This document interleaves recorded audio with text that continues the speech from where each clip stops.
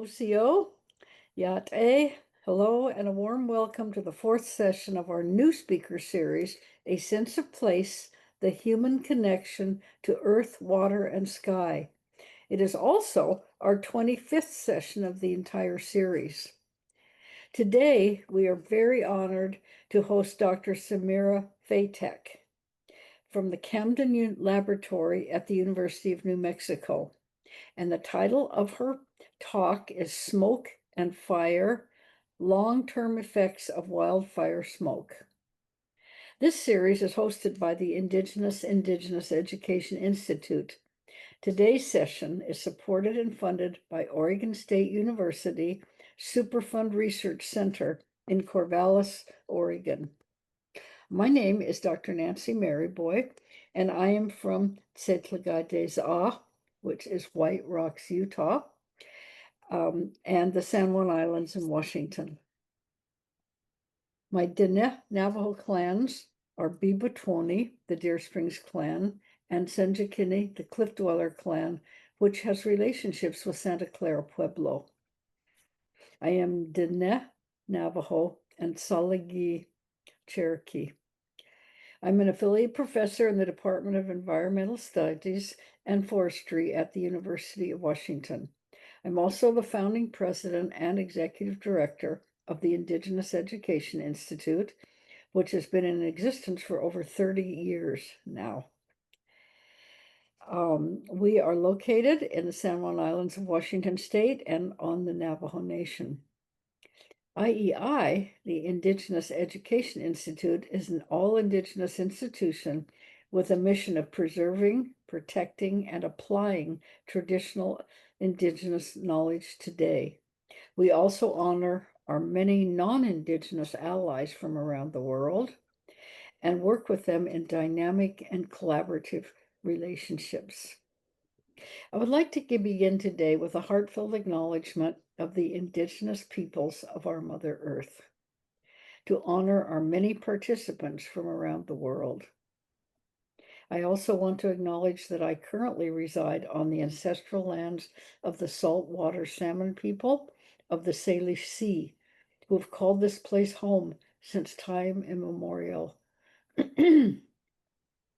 I honor the inherent and acquired treaty rights of these Indigenous peoples. The speakers and presentations in these series have been chosen to reflect an awareness of the foundations of traditional Indigenous knowing and living. We also honor and work with practitioners of Western science, bringing the two ways together in a collaborative process of integrity and respect. A major focus for this speaker series is expanding awareness and understanding of cultural differences and similarities, and to support successful and diverse collaborative working relationships. Whether it be at NASA HEAT, Johns Hopkins University Applied Physics Lab, the National Science Foundation, or in education, health, astronomy, National Resource Management, museums, science centers, national parks, and tribal communities. We use the concept collaboration with integrity, which is the title of one of our books. And in this series, we are focusing on the human connection with our earth, water, and sky. I want to thank you personally for attending this webinar. The interest you have shown is heartwarming. We have many people registered from all across the United States and Canada, and including participants from as far away as South Africa. A big welcome to you all from so far away. We also have participants from 38 different tribes who have registered, showing the interest in this subject. We also welcome many classrooms and professors, museum personnel, and national parks personnel who have registered for this event. Before we continue, I would like to ask you to put any questions for the presenters into the question and answer box, not into the chat box. This will enable us to better serve you towards the end of this presentation. We're also honored to have Taylor Vogel, Program Coordinator from the Community Engagement Corps and Translational Research Support Corps from the Oregon State University Superfund. She will be serving as our questions and answer moderator. I would now like to introduce Sumira Phatak. Dr. Phatak completed a baccalaureate at Northeastern Illinois University, and received her doctorate at Utah State University. While at Utah State, she explored the transgenerational impact of Western dietary patterns. She then investigated proposed endocrine disruptors at the University of California, Irvine, before accepting a regulatory toxicologist role in nutraceuticals. Now, at the University of New Mexico, she is united with the group's mission to understand the impact of common environmental exposures on health and aging. She also has a 25% teaching appointment at New Mexico State University and SIPI, which is Southwest Indian Polytechnic Institute. In addition, she has led many SciComm projects throughout her career. Dr. Phatak has a great appetite for adventure. She's an avid outdoor enthusiast, an experimental foodie, and an aspiring artisan. And now it is my great honor to introduce Sumira Phatak. Thank you so much for that introduction, Dr. Mary Boy. Can you hear me all right? Yes. Excellent. Really appreciate the invitation to be here. It's quite an honor to be here with you all today and share some of the really cool work that we are doing here in the Camp and Laboratory at the College of Pharmacy. One moment while I get my pointer working. Can you see my laser pointer on the screen? I'm not seeing the laser pointer. Oh, okay. Oh, I see your mouse, but I don't see anything else. Oh, it shows as the mouse. Okay, that works Yeah. as long as, so I'll kind of motion to things as we go along here. All right, so here's an overview and map of the different topics that I'll be covering throughout the presentation today. I'll tell you a little bit more about how I got here. We'll talk about that wood fire smoke, aging, diet, a little bit of metals, some ozone, and then end with some fun stuff, art. All right, so I figured I'd stop and tell you a little bit more about how I ended up here. And I think that's more fun with mascots. So this map highlights some of the places that I've lived, starting in Virginia, where I was born. I've lived all along the East Coast, graduated high school in Georgia, then went to Florida, where I studied ancient history and mythology. It turns out Indiana Jones isn't a real job. So as Dr. Maryboy mentioned, I went back to get a bachelor's in biology. From there, I worked as a wildlife biologist. I had a role at UC Boulder. That brought me to the Four Corners area where I was studying bubonic plague and prairie dog. From that, I worked in aquatic invasive species. Then I went to grad school at Utah State, as she mentioned, and the work there. To summarize it, we would say that you are what you eat, but you also are what your great-grandparents ate. So from there, I ended up at UCI, where I got really interested in a class of endocrine disruptors that we're regularly exposed to, partially because they're used in convenience food packaging. So you can think of candy or junk foods, but also some health foods like energy bars, protein bars. From there, I went into industry as she described in nutraceuticals. So think vitamin and mineral supplements, but also natural remedies like herbal extracts and traditional medicines. And then I ran into my now boss, Dr. Campen, at a conference, which highlights the importance of networking. And of course, Mary told you the rest of the story from there. We can't see your slides. That's the message we're getting. Oh, interesting. Okay, let me reshare. I'm not sure what's happened. Thank you for letting me know. And then thanks to the participants that let us know too. Can you see them now? We're only seeing your introductory slide. Oh, That's very interesting. I don't know why it's not letting me. All right, let's reshare. Let's try this one more time. Sorry about that. Thanks for letting me know. We call this the coyote factor. Right? There's always something. There.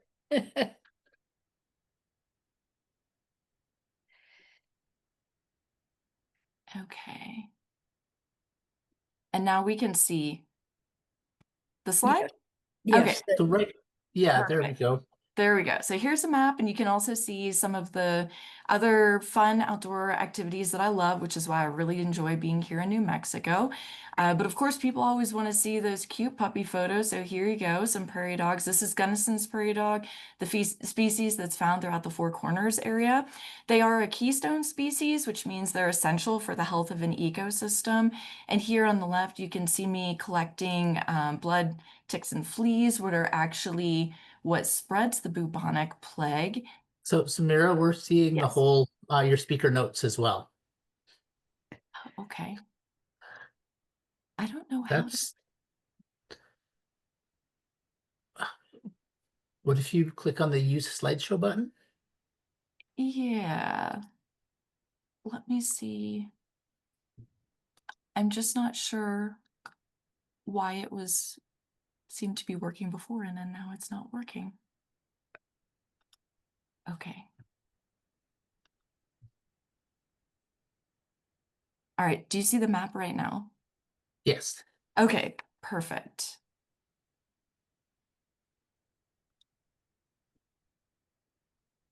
All right, now it's not letting me advance my slide. I think it's larger than the screen will allow. Okay, hold on. Sorry. I'm gonna do this one more time. I think there may be just some glitch in the.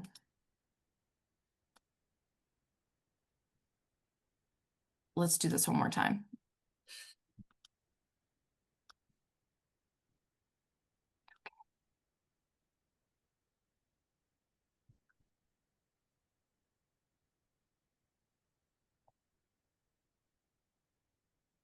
All right. All right, now we can see prairie dog pictures, right? Yeah. Okay. Yeah, great slides. Excellent. Very cool. Yeah. They're cute. So something else I'll point out is that these are all waking up from anesthesia. You don't want to try this at home. They're not naturally friendly like that. And here I am collecting some blood, fleas, and ticks. The fleas are what primarily spreads the bubonic plague. And down here in New Mexico, we do know quite a bit about that. All right. So here we are. I wanted to highlight that air pollution induces disease, and it's actually the fourth leading risk factor of disease. And something notable to me in particular is that that's second only to diet, which is we'll come back to later on throughout the presentation. And we can see that this is a global concern that affects not only us here in the United States, but countries all around the world. Sorry, I don't know why my slide advance is getting stuck. All right. So here I've put together a hyperlapse showing using the EPA interactive air tool now, where you can see some of the particulate matter and how that's moving across the country as time goes on. And so just to highlight, 2024 was the hottest year to date. Our neighbor to the west in Phoenix, for example, had over 70 had 70 days that were over 110. Oh my goodness, I'm sorry. Had over 70 days that were 110 degrees. You might be wondering how many days above 110 we had in 1924, which was just 100 years ago. And the answer is one. So here we are trying to adapt to our rapidly changing climate and figure out how to thrive. But on top of that, these hot dog days of summer are when air pollution from particularly wildfire smoke is the worst. This particulate matter is visualized as I mentioned. So green means essentially okay, yellow means not so good, and anything getting into the orange or red means unhealthy. And so there are many health conditions associated with air pollution. As somebody with a background in nutrition, I was very curious to learn that much like diet, air pollutants affect nearly every organ system of the body. These epidemiological studies are faced with some methodological limitations, so many of the long-term effects of exposures have not been yet fully elucidated. However, for relevance to these experiments, I'd like to highlight that within the brain, we see just really wants to go to that map. Uh, Air pollution specifically associated with these diseases of the central nervous system are prevalent, including Alzheimer's, Parkinson's, and dementia. So consequently, elderly populations may be at greater risk for neuroinflammatory events induced by air pollution. These environmental air pollutants contribute to neuroinflammation by multiple mechanisms. Inhaled pollutant particles can enter the brain directly via the nasal olfactory pathway or through general blood-brain barrier permeability, followed by the transfer of chemical components that may include reactive oxygen species to the CNS parenchyma. They can also enter indirectly through the circulatory system after penetrating lung tissues. These particles can cause inflammation in the nose and lungs, which releases pro-inflammatory cytokines into circulation. And they can also activate the HPA axis. This can increase, in turn, concentrations of stress hormones like cortisol. And this is often described as the lung-brain axis. It's this bidirectional communication pathway shared between the lungs and the brain. And this is essential to activating microglia and leading to neuroinflammation through cytokine independent signals that are released after pulmonary damage. So consequently, air pollution affects nearly every organ system of the body, as I just indicated on the last slide, and particularly within the brain, these air pollutants are specifically associated with diseases of the central nervous system. So the first project I want to get into today is related to VCAM and an intervention strategy to neutralize smoke neuroinflammation. So our curiosity was sparked on how endothelial dysfunction may drive neuroinflammatory consequences. Tumor necrosis factor alpha, or TNF, is a pro-inflammatory cytokine that triggers the expression of inflammatory molecules, including other cytokines and VCAM, in response to injury. Vascular cell adhesion molecule, or VCAM, is a glycoprotein expressed on the surface of these endothelial cells, which line blood vessels. Then we have lymphocyte function associated antigen, or LFA, which is an integrin protein receptor on leukocytes that participates in immune cell activation. So think of VCAM as a doormat. It sits outside these endothelial cells to facilitate the transmigration of leukocytes from the bloodstream into tissues. This then initiates immune cell activation, which plays a critical role in neuroinflammation. So what we're wondering here is, based on knowing that VCAM is closely associated with aging and the progression of various immune disorders, including rheumatoid arthritis, asthma, and transplant rejection. We also know that smoke exposure upregulates the expression of VCAM, contributing to the initiation and progression of inflammation within blood vessels, and that aging primes the immune response. So there becomes an augmented leukocyte adhesion and migration when older adults are exposed to wildfire smoke, enhancing tissue damage, risk for respiratory and neurodegenerative outcomes. So we hypothesized that blocking this VCAM LFA interaction would reduce the immune response. To explore this, we developed the approach that you see here. So we used 18-month-old female animals, which equates to about 60 years of human age. They received either VCAM neutralizing antibody or an IgG isotype control via intraperitoneal injection. Plus, they were exposed to either filtered air or wood smoke at a concentration of 500 micrograms per cubic meter of particulate matter for 4 hours every other day for 2 weeks. At the end of this study, we collected multiple tissues, including brain, to identify immune cells, immune biomarkers, and dysregulated genes related to neuroinflammation. Flow cytometry, which is a technique to identify cells based on protein markers, was completed in collaboration with the very talented graduate student, Brenna Baird. So here is a sneak peek into the Campen laboratory. You can see our custom smoke exposure chamber that was built by our on-staff engineer, Edward Barr. You'll see the mixing chamber on the right that allows us to precisely control the concentration. And down below, you'll start to see some of the wood chips that we use in these glass dishes. This is what we put into the furnace to generate the smoke. And then, of course, all of this is tightly controlled and monitored throughout the exposure. So here we're getting into some of the wood chips.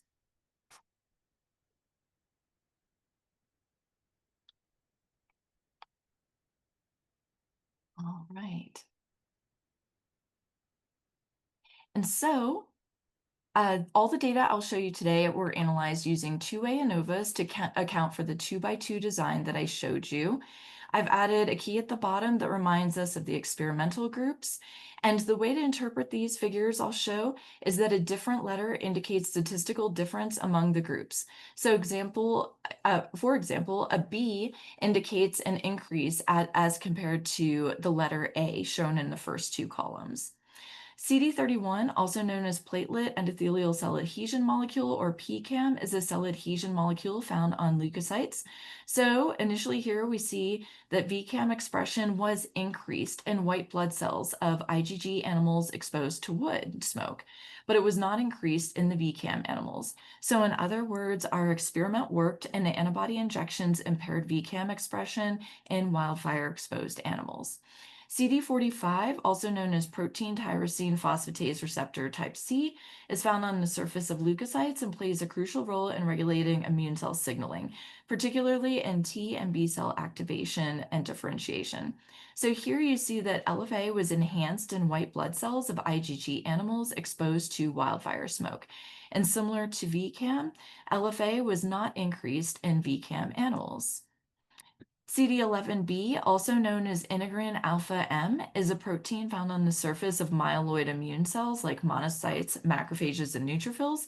Here we see that wildfire smoke exposure enhanced these activated immune cells in the IgG animals.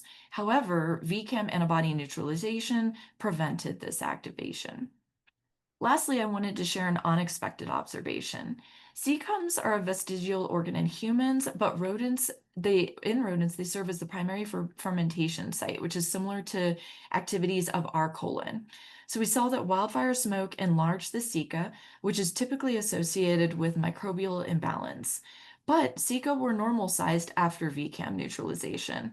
This finding was particularly interesting to me because disruption of the gut microbiota has been reported in hotshot jumpers, firefighters, and other smoke-exposed individuals.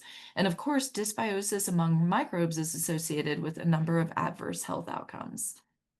So in summary, we saw that indeed VCAM expression increased in aging animals following wood fire smoke exposure. Also, blocking VCAM with an antibody decreased this inflammatory response within the brain. Therefore, VCAM may serve as a promising target in the prevention of vascular diseases. And that takes me into the next project I wanted to tell you a little bit more about, which is regarding Western diet, one of my favorite topics to discuss. So, of course, we know that a balanced diet is high in fruits and vegetables, high quality meats like fish, and unsaturated fats. This type of healthy diet is fairly easy to identify, but very different from what Americans are actually eating on a daily basis. The Western dietary pattern is high in processed meats, fried foods, and sweets and refined grains. These foods are energy dense yet low in essential minerals and vitamins. Consumption of the Western dietary pattern is well known to negatively influence health in multiple different directions. In fact, experts have proposed that dietary factors contribute to 90% of human disease in the industrialized world. So historically, rodents in research have been fed a standard AIN diet that's formulated to promote rodent health. This diet was developed by the American Institute for Nutrition in the year 1993, hence the name AIN 93. Unfortunately, this diet does not properly model the impact of diet on disease. To this end, we have developed, previously by one of my advisors, we formulated the Total Western Diet for Rodents, which models the typical American diet with respect to macro and micronutrient content. Dr. Corey Hintz used the 2009 NHANES study titled What We Eat in America. So in this figure, AIN, the standard rodent diet, is represented by the dotted line going across the figure. American recommended daily intakes or allowances are shown as the red squares.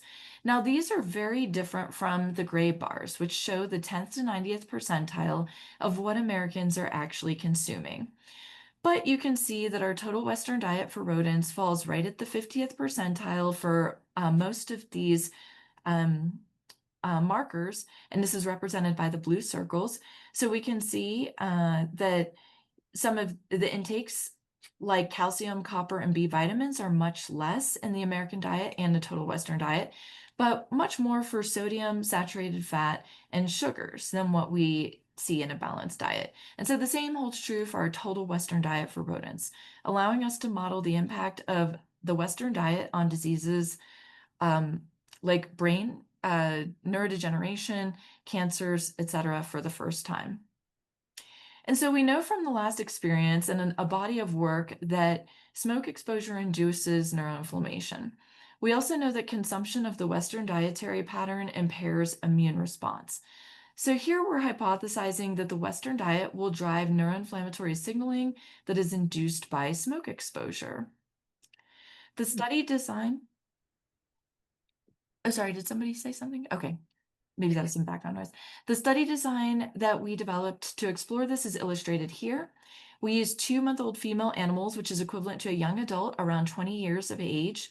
They were fed either AIN, which is that optimum diet formulated to promote health, or the total Western diet formulated to model the Western dietary pattern. Like the last experiment, they were also exposed to our wood fire smoke paradigm or filtered air. And then Brenna Baird again performed flow cytometry on brain. So we expected the animals to gain weight over time as they continued to grow into maturity, but what fascinated us to observe is that animals consuming the Western diet and exposed to smoke, shown here in pink, gained significantly more weight overall.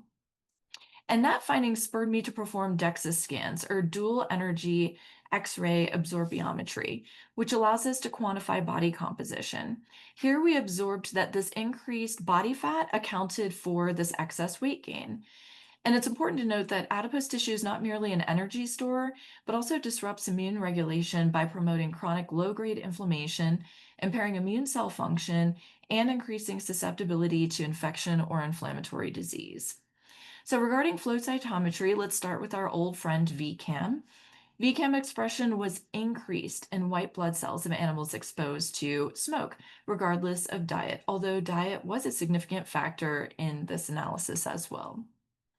Next, we see that more macrophages in the brain of Western diet animals exposed to smoke were evaluated as compared to their filtered air counterparts. CD4 T cells are a type of white blood cell that play a critical central role in coordinating immune response by releasing signaling molecules called cytokines that activate other immune cells like macrophages, B cells, T cells, especially CD8 T cells. Here we see that not only does wood fire smoke increase T helper cell content, but that the Western diet magnified this response in both filtered air and smoke exposed animals. An elevated CD4 T cell presence usually indicates immune cell activation or neuroinflammation that is known to contribute to pathology in conditions like stroke or neurodegenerative disease. T regulatory cells are a type of white blood cell with powerful immune suppressive and tissue protective functions, including within the brain. Again, here we see that the combination of smoke exposure plus Western diet intake increases T cell count. An increase in Treg numbers in the brain often suggests an active immune regulatory response that is aimed at controlling inflammation and tissue damage. Although, in some contexts, increased Tregs can also indicate ongoing inflammation or a chronic disease state where immune suppression is elevated to limit damage, but in turn, that may actually impair pathogen clearance or tissue regeneration.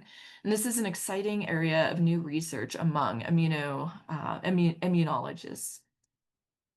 So our key observations here included the combination of a Western diet consumption plus smoke exposure increased fat mass, which is a known inducer of systemic inflammation throughout the body. And this translated to amplified biomarkers of neuroinflammation within the brain. So therefore, lifestyle interventions overall, including a prudent diet and functional foods, may be promising. So if you're interested in this work and would like to hear more of the story, I encourage you to join us on November 14th at 10 in the beautiful new UNM College of Population Health building for what will surely be another outstanding talk by soon-to-be Dr. Brenna Baird.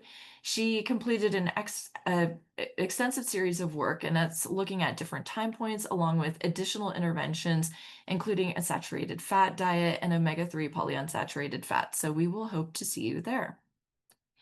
So switching gears again, I'd like to tell you a bit about a new project that is ongoing. Another exposure of interest in the Camp and Laboratory is to metals. And so as we know, the Laguna Pueblo is located adjacent to both St. Anthony's mine and Jack Wild mine, which is one of the largest open pit uranium mines.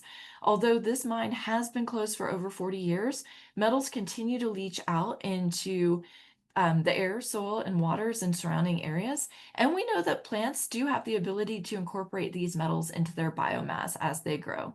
So here our question is, how does smoke from metal-containing plants um, if that in turn those plants were to catch fire and become primary fire materials, how would that smoke affect health and aging?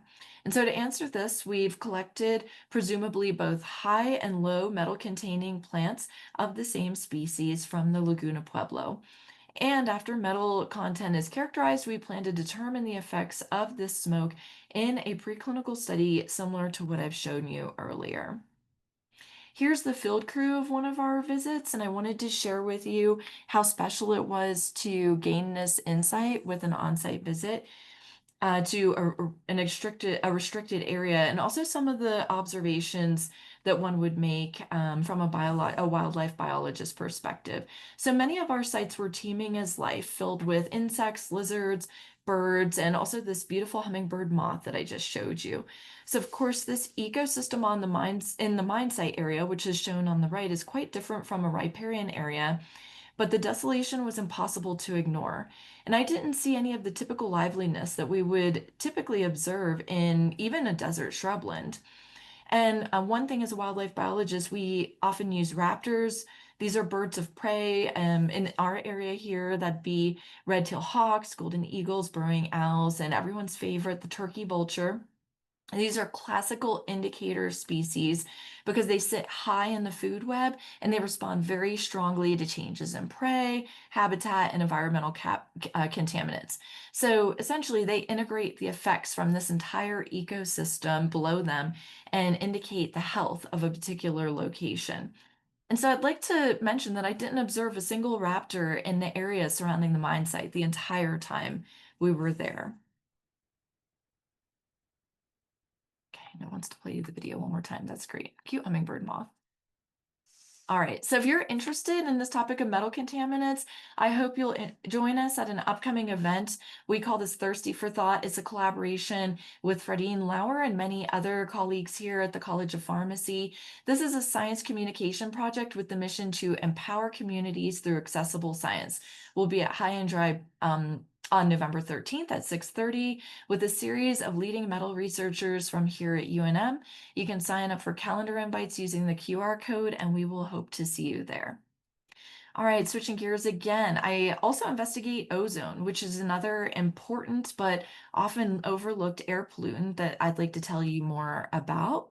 And so let me show you another video that I put together here.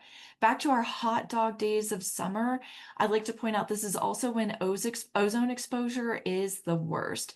So again, using that EPA Interactive Air Now tool, I created another hyperlapse that's showing us ozone exposure over this past summer. And similar to last time, we can see yellow means okay, or green means okay, yellow means not so great, and anything orange or above is considered unhealthy.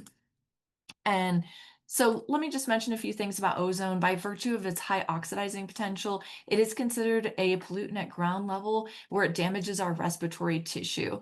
So this ambient ozone pollution is actually quite common. It affects over a third of all Americans and particularly vulnerable populations, which increases our risk for disease and mortality.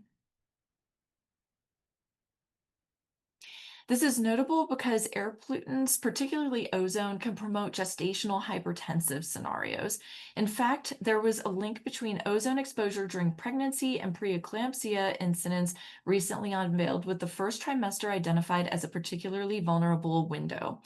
Preeclampsia is a pregnancy-related condition that's characterized by high blood pressure and protein in the urine, but progression of this leads to full-on eclampsia, which is seizures,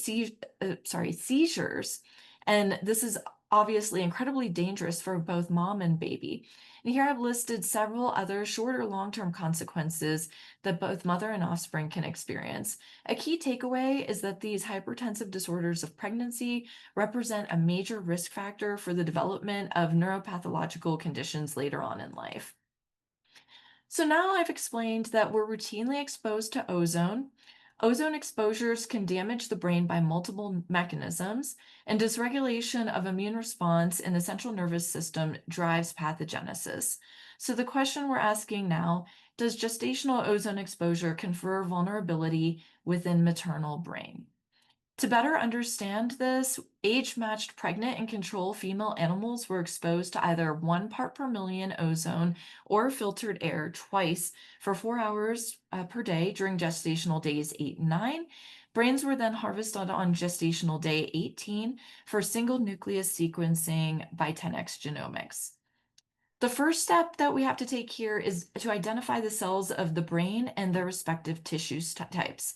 So one way to visualize these 3D data into 2 dimensions is by using what we call uniform manifold approximation and projection, or UMAP plots. Here I identified a total of 46 clusters of cells within the brain. This includes 27 clusters of neurons. That includes excitatory, inhibitory, or stem-like neurons shown on the left. And we also have another 19 clusters of non-neuronal cells. That includes astrocytes, oligodendrocytes, oligoprecursor, endothelial, mural, and myeloid cells shown on the right. So just to hit a few highlights, when we look at the group that is pregnant and ozone exposed compared to the controls, which were not pregnant and exposed to filtered air. And so astrocytes, these are a star-shaped glial cell that are in the central nervous system. They are a very special type of immune cell. They perform essential supportive, metabolic, and regulatory functions for neurons and other cells within the brain. They're actually the most abundant glial cell within the brain, and these essential roles help maintain neural homeostasis, synaptic activity, and neuroimmune balance. So here I'm showing you some of the top enriched pathways regarding dysregulated genes among the astrocytes in these pregnant and ozone-exposed animals. So first, long-term potentiation. This is related to persistent strengthening of synapses, which is fundamental to learning and memory formation. My personal favorite, circadian entrainment and circadian rhythms. This refers to the synchronization of internal biological rhythms that, of course, translates into the natural clock that we hold and dictates everything that the rest of our cells do throughout the day. Several pathways related to addiction pop up. We also see several related to neurodegenerative diseases. There were several pathways regarding cancers. Next, we saw pathways relating back to metabolic disease, insulin signaling, glycogen signaling, heart disease, type 2 diabetes. And lastly, retrograde endocannabinoid signaling. This plays an especially important role in myelination, which is a very tightly regulated process. Of course, we want it that way because we The oligodendrocytes are responsible for myelination, but they're guided by the astrocytes, and this is a process that happens to the neurons to help protect them. So of course we want to keep that tightly regulated, and like anything in biology, anything outside the Goldilocks zone is generally not great. And so not shown today, hitting some of the summaries, pregnancy dysregulated a lot of genes related to hormone signaling, which is what we would expect. You know, pregnant brain is not just a thing. Pregnancy does disrupt nearly every other tissue of the brain, so it was not a huge surprise that pregnancy also disrupted every cell type of the brain. Within ozone exposure only, we saw that ozone dysregulated genes related to neurodegenerative disease. That was also a very interesting finding. But furthermore, the combination of both pregnancy and ozone was much worse. And again, this was 8 days post-exposure, indicating a lingering effect that may have lifelong consequences or even intergenerational impacts. And so, as I promised, I lastly wanted to wrap up with an art collaboration that I conducted with Davian Thompson. He's an Indigenous artist here in New Mexico. He is both Dene and Choctaw. And this was an art project that was organized by Mallory Kutarki, who is our artist in residence here in the College of Pharmacy. And Davian spent a substantial amount of time growing up in the Southeast of Mississippi. We're both from the Southeast, so we spent a lot of time discussing the sensitive climates in the Southeast and how they're being particularly affected by these issues of climate change that are observed. And one that really stood out in Davian's mind is, of course, going to be hurricanes. He survived Hurricane Katrina with his grandmother, and so he was really inspired by that experience and some of the science behind it that we discussed in our many conversations to create this really cool piece where you can see in the back we have an oil rig, and we can see in this depiction of a Native American communicator communicating. Initially, what inspired him here are early references to measles and other disease outbreaks, but transforming this into communicating some of the environmental disasters where in his community, a word for these extreme hurricanes didn't even exist. And so they really had to be creative in coming up with how to describe these events. And so you can see this hurricane here being communicated uh, to describe, you know, what we're must adapt to in this changing climate as we experience these hotter and in some places drier, in some places wetter summers with more extreme fluctuations overall. And you can see we also presented this work at quite a few events. It was a really fun and inspiring activity that I greatly enjoyed. So very grateful for that experience. Lastly, I want to just go back and wrap up into all the topics we discussed. So brain, wildfire smoke, aging, diet, a little bit of ozone, and some of that art. Of course, I'd like to thank all of my many collaborators that come from several different labs across campus here at UNM. Of course, primarily here in the Campen Lab, Brenna Baird, soon to be Dr. Brenna Baird, of course, also the Shahani Noor Lab, as well in neurosciences. And with that, I would like to thank you for your attention. I'm happy to entertain any questions. I would love to hear what's on your mind, any concerns that we might be able to incorporate into some of our experiments or any other thoughts. And of course, please connect with me, reach out at any time. I'd love to hear from you. Hey, couple questions came in. First one was a clarifying question about your wildfire smoke simulator in the lab. And that is, wildfire smoke often includes inorganic matter. Do the wood chips you use in the wildfire simulator include inorganic matter? So that's a great question. We have, so something you couldn't see exactly in the video that I showed you is that we do have filters in the exposure chamber where we capture all of the particulate matter and anything else that's been aerosolized in the smoke that the animals are exposed to. And we have a collaboration with the University of Michigan where they analyze these filters, and they will be letting us know what is the composition of the particulates and other compounds like the metals that are in those filters. So absolutely, great question. And that will be part 2 of the experiment that I described in collaboration with Laguna, the Pueblo of Laguna, because we're very interested there in the metal content of those plants. And I mean, even whether they make it into the smoke once the plant material is burnt up, and is that smoke exposed, or are those metals exposed via the smoke to the animals? Yeah, great question.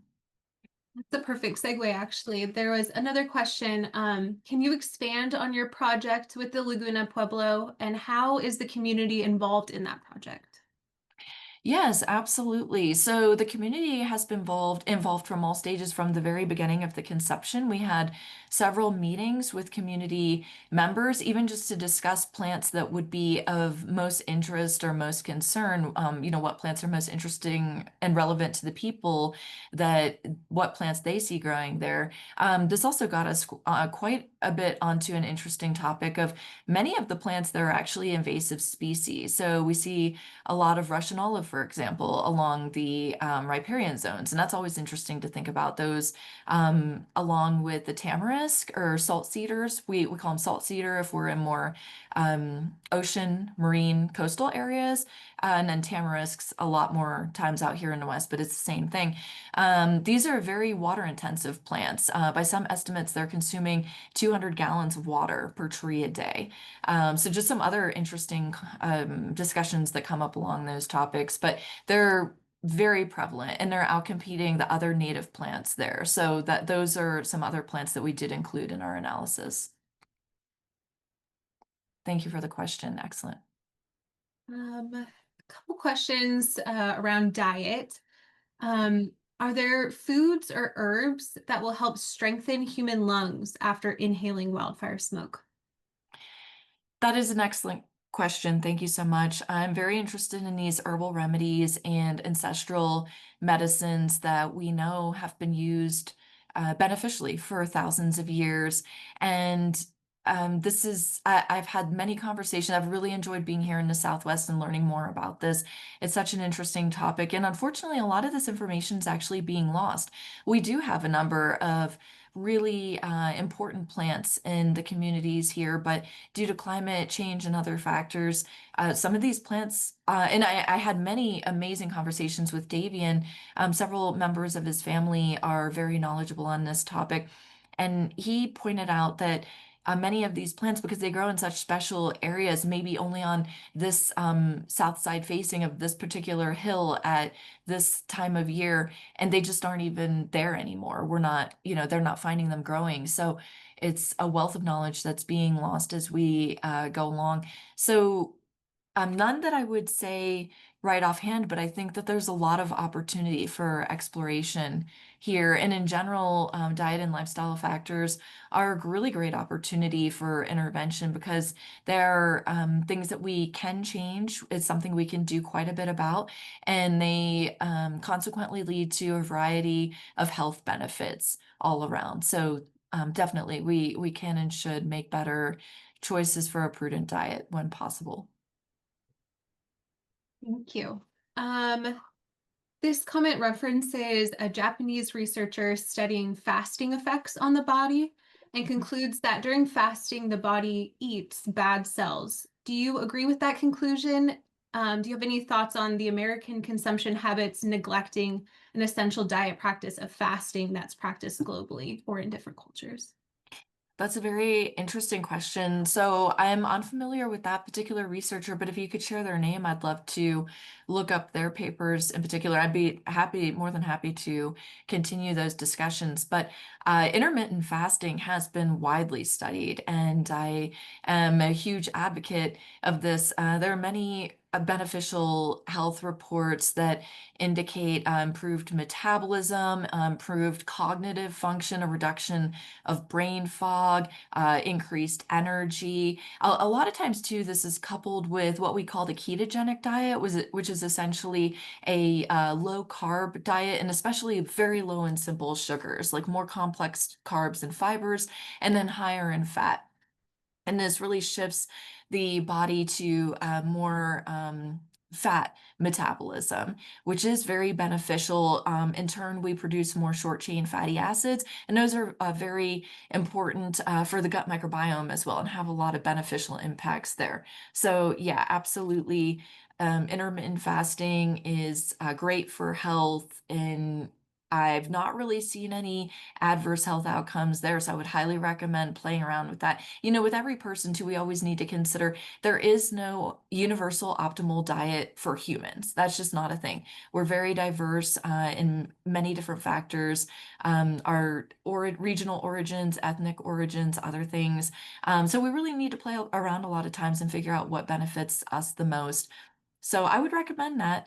Um, Let's see, what else did I want to touch on? Oh, yeah, I love that this person brought up that, yes, intermittent fasting is pretty common in many other cultures, but not so much here in the States. Yeah, I think that's a missed opportunity. Absolutely. Great question. Thank you so much. I know you touched on this a bit about kind of future research and areas of interest, but can you touch a little bit on the influence of micro and nanoplastics that are so common today? Absolutely, I'd love to. So this is another line of work that I conduct in collaboration with Dr. Alicio Castillo and his laboratory, also especially Aaron Romano. Romero. We are very interested in this idea of how plastics affect our health, especially with diet and sex as factors. Because of course, sexually dimorphic response is really strong, especially in regarding dietary intake. And so just to hit a few of the highlights, we are routinely consuming plastics in our diet. This amounts to somewhere around 5 grams a week is what's been estimated, and that's the amount of plastic that's in a credit card that we're consuming each week. And those plastics, we know they're accumulating in every tissue of our body, but we also know that there have been a number of adverse health outcomes associated with these plastics found in our tissues, everything from heart disease to certain cancers, etc. But these are still correlative. We're yet to see anything causative, and that's where we're at.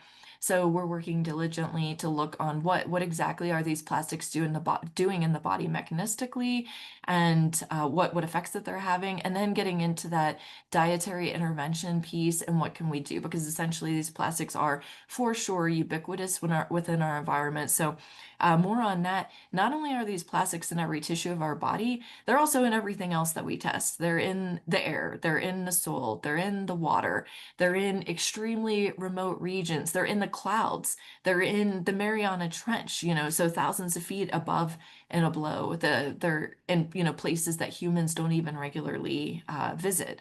They're there. So what to do and how to, again, adapt to this changing world that we are part of. Great. How are you doing for time, Nancy? Do you have time for a few more No, questions? let's, we have time. If people have to leave, they can leave, and we can stay open, as long as we have some questions Yeah, and absolutely. our speaker is willing to answer them. Happy to stick around. Because I Okay. can see there's a couple of real interesting questions coming up. Yeah, so a couple questions, kind of more general to wildfire. This one says, Alaska tribes do not regulate land or water. What mechanisms could they use to work towards officially allowed cultural burns on federal and state lands? Wow, well, that's a really interesting question that for sure gets into some of the policy. And I don't know that I have a great answer for this, but I had a really interesting conversation with somebody, and I think it's applicable here, so I'll bring it up. And this person was asking the question of how controlled burns may affect health. Well, would they be any better in response to health outcome as opposed to having a, wildfire scenario. And we do not have a lot of direct data from these controlled burns, but just overall from looking at the particulate matter in the air, the concentration of it, and how much it spreads, that's definitely much less because these wildfires are out of control until we're able to get them in control. And sometimes it takes a long time to do that, and they burn up, thousands or millions of acres in the process, where the control burns are definitely much smaller, much less of a magnitude. So in general, that would absolutely be advised and much better in terms of health outcome. So, but that also gets into some interesting conversations where I think the community needs to be part of the situation as well, and determining, what culturally, like what is the practice? Is there a particular time of year that we do this? And maybe there are then, based on the weather conditions, maybe we can kind of fine tune that and pick better days. So, and just before this, we got into a conversation about the wind patterns here in New Mexico and how they're incredibly unpredictable. And this, of course, has been devastating in terms of some of the downwinders, as we call them here in New Mexico, where the fallout is just blown in different directions. And sometimes that's nearly impossible to predict because we're experiencing Atlantic, Pacific, Gulf, and Northeastern weather predictions. And I'm not exactly sure in Alaska, but being coastal areas, I'm sure you get a lot of that same thing. So I would assume, another strategy you would want to make there is picking days that are less windy, or that the winds are moving in a particular direction that is ideally away from the community. That's great. Thank you. Mhm. Any thoughts on differences or similarities between the health impacts of pollution from wildfires specifically compared to something like tailpipe emissions? Oh, yeah, great questions. Uh, yes. So, with wildfire smoke, so we're getting into now some of the volatile organic compounds, and with some of those other industrial emissions, they definitely can be much more concentrated and contain much more hazardous chemicals. It really depends on what type of, I mean, some industrial outputs, some of those things are filtered, some are not. So it would really depend on what exactly we're discussing there. Um, let's see, what else can I comment on the topic? I mean, I would say, anything in toxicology, we say that the dose makes the poison. So, of course, your proximity to, if we're talking about an industrial region, and of course, we have many of those in New Mexico, and that does contribute quite a bit to, for example, the ozone formation.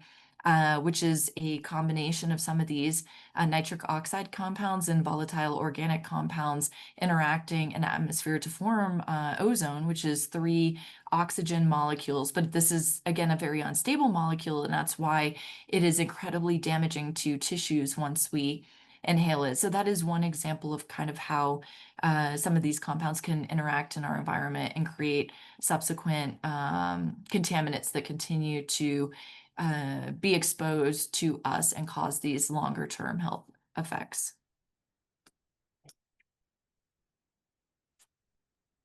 I can also add that, so getting into some of the policy stuff, of course, we have vehicle emissions in some places, we don't in others, but the vehicle emissions do vary quite a bit state by state, because I've moved a little bit, and this is something I'm always curious in. And it's definitely not the same. I just came from Southern California, and emissions there are quite tightly regulated, whereas in Utah, where I was located just prior to that, in many counties, we actually don't test. And I would assume, I think it's quite similar here in New Mexico, if I'm not mistaken. Thank you. Great question.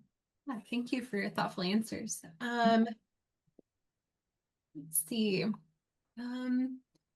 Question asking about kind of smoke exposure for all the centuries and how, like, chronically that could affect the lives and health of ancient people.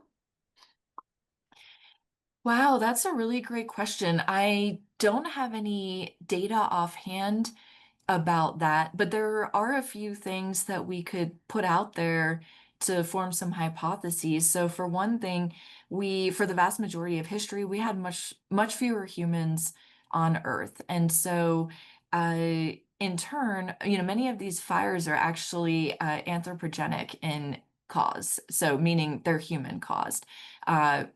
More humans, that's more opportunity to cause these fires, and uh, that I mean, a vast majority. I've heard, figures of upwards of 90%.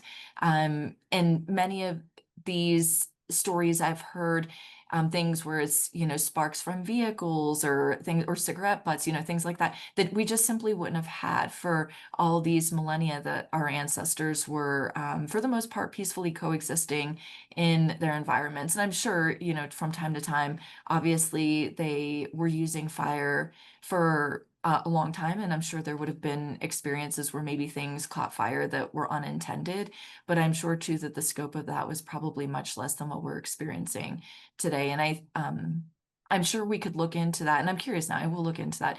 I'm sure we can look into some of the historical data that would be collected by anthropologists and others that do very extensive research looking into the impacts that our ancestors had. So yeah, cool question. If you follow up with me, I will follow up with you.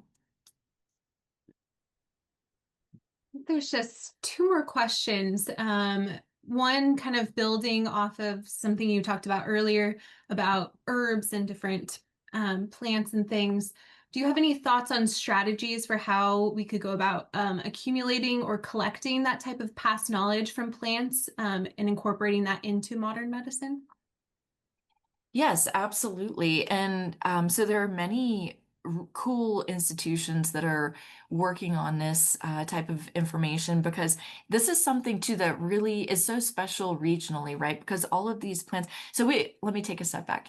We get used to the types of foods that we have available at grocery stores and what we regularly eat, but we often forget that a lot of these foods are from elsewhere, and they would not have been accessible to us up until about 500 years ago.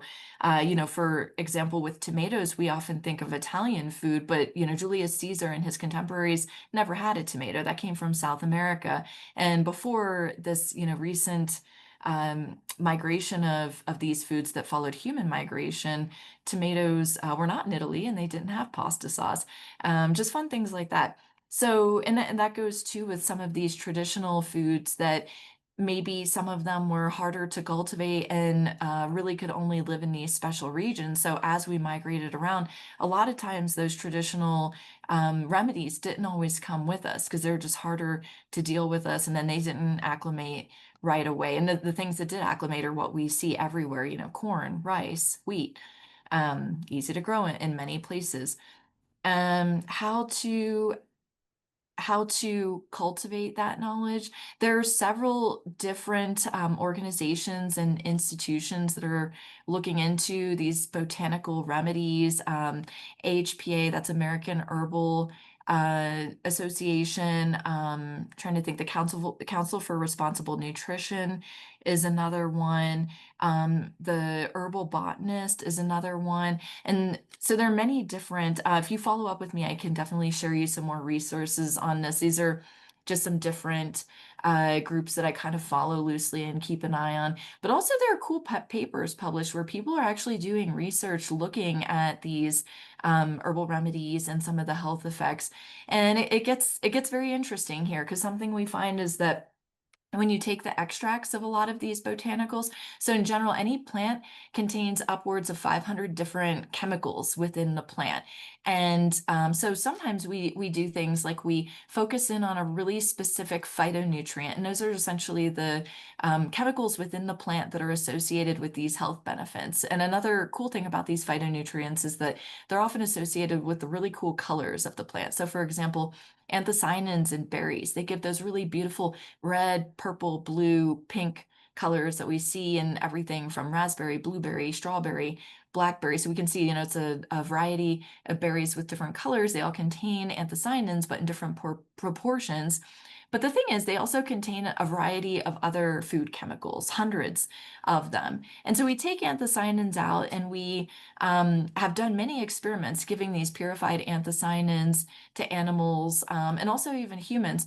But something interesting happens there is that we never quite see the robust effects that we do from simply eating more berries, right? Because there's something really fun and special about the matrix in which all of these chemicals occur naturally, that when we start to isolate things and take things apart, we start to miss out on that.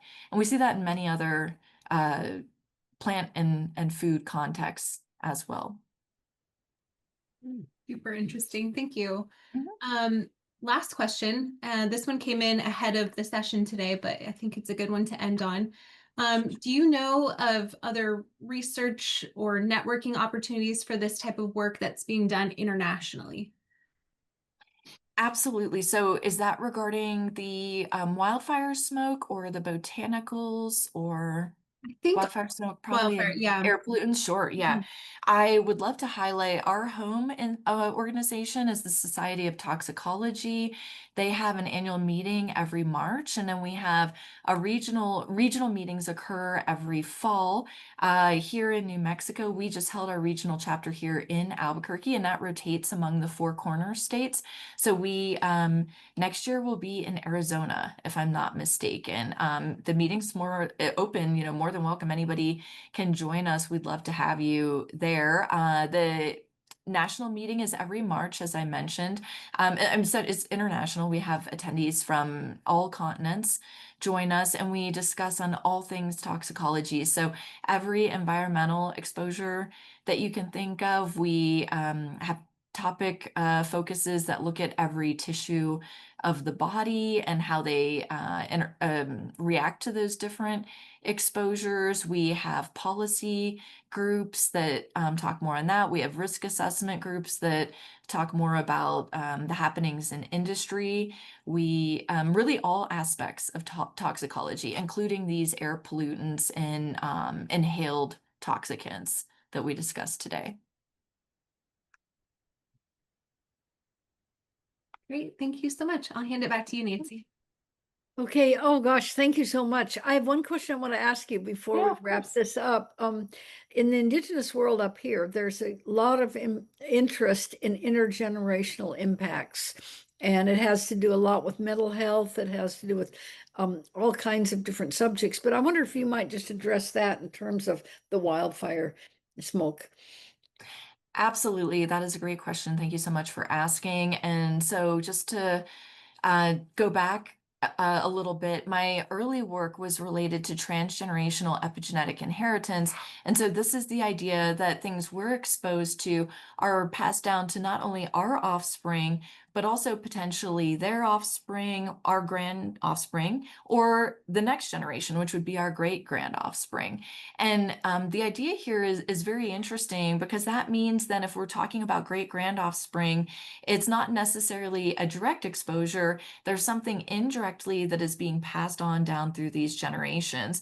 And so just to summarize this, when a woman is pregnant with a fetus, that baby is developing the germ cells, and those actually stay in a quiescent stage. They're fully developed by 7 months in utero, and they stay in a quiescent stage until puberty. So if that pregnant mother is exposed to something, her female fetus is also being exposed. And so are the germ cells of the grand offspring. And so that's why we go out to the fourth generation and onwards. But we now know that in the world of the microbiome is something else that's also passed down from generation to generation maternally.